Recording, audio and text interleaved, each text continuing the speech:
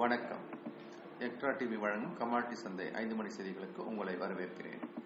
ஒவ்வொரு நாளும் கமாடிட்டி பேக்ல குறிப்பாக குரூடாயோட பிக் பிக்சர், இன்ட்ராடே ஆப்பர்ச்சுனிட்டிஸ் ரெண்டையுமே நம்ம பார்க்குறோம். இந்த மாதிரி ஐடென்டிஃபை பண்ணி வியாபார வாய்ப்புகளை பார்க்க இருக்கிறோம். அந்த மாதிரி இப்போ நம்ம பார்க்க இருக்கிறது குரூடாயினுடைய முக்கியமான லெவல்ஸை பார்க்கலாம். இப்போ நம்ம குரூடாயினுடைய பிக் பிக்சர் டெய்லி சார்ட்ல இருக்கிறோம். ஸோ பிக் பிக்சர் நான் ஏற்கனவே தொடர்ந்து சொல்லிக்கிட்டே வரேன். 3480 மேல 3250 இந்த ரெண்டு எல்லைகளுக்குள்ள தான் சவுண்ட் இருக்கு.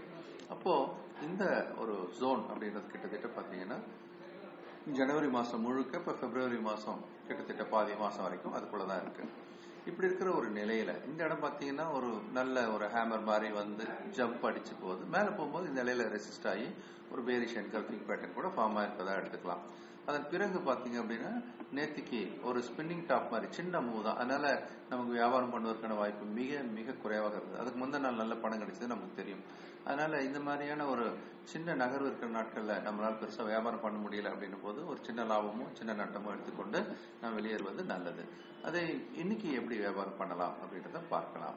அதுக்காக நம்ம அவளி சாட்டுக்கு மாறலாம். இப்போ ஒட்டு மொத்தத்துல இந்த ரெண்டு லெவல் தான் இல்லையா? 3480 மேல 3650 முக்கியமான லெவலா எடுத்துக்கலாம். இப்போதைக்கு இது அவளி சாட்டா மாத்திரம். இந்த அவளி சாட்ல அப்படின்னு பார்க்கும்போது மிக முக்கியமான எல்லையாக இப்ப எது இருக்கு அப்படின்னு பாத்தீங்கன்னா இந்த எல்லை தான். 3525 அப்படின்னு கூட வச்சுக்கலாம். 3525 இல்ல 20 கூட வச்சுக்கலாம். இந்த எல்லை உடைக்கும் போது மிக அருமையான ஒரு இறக்கம் வருவதற்கான வாய்ப்பு கூட மிக அதிகமாக இருப்பதாக நம்ம பார்க்கிறோம். அதாவது கிட்டத்தட்ட ஒரு ஆடம் அண்ட் ஈவ் அது மாதிரியான ஒரு உருவாய்ப்பு கூட இங்க தோன்ற வாய்ப்பு இருக்கிறதா பார்க்கிறோம். அப்போ ஒருவேளை இந்த எல்லை உடைக்கப்பட்டால் அப்படின்னு சொல்லும்போது கீழே ஒரு வலிமையான இறக்கம் அப்படின்றது வரலாம். இந்த வலிமையான இறக்கம் என்பது மிகப்பெரிய இறக்கமாக கூட இருக்கலாம். ஸோ 70-80 புள்ளிகள் வரை கூட இந்த இடத்துல இறங்குவதற்கான வாய்ப்பு மிக அதிகமாக இருக்கிறது. சரி, இதான் இப்போதைய சப்போர்ட் ஜோன் இல்லையா?